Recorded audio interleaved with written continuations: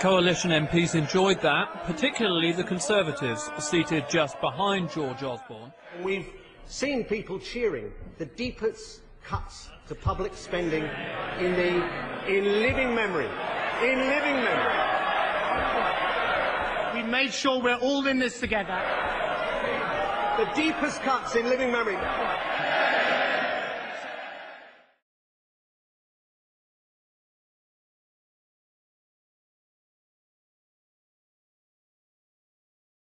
The reform bills basically got two general parts. A reform of the way that GPs commission healthcare, the way healthcare is commissioned throughout the system, replacing primary care trusts with GP consortia, as well as the second broad sort of part of the bill, which is about the privatisation of secondary and tertiary care in the NHS.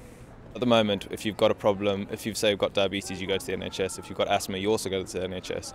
However, if the services are divided up into lots of different private providers, you'll have to go to a different provider for each of your services, which obviously breaks your continuity of care. In terms of your GP relation, GPs are now responsible for commissioning care, but GPs are also responsible for the financial running of their private practice and their consortia. And so if the GP has a clash between what's in the financial favour of their consortia versus what's in the patient's interest, they've now got to deal with that directly.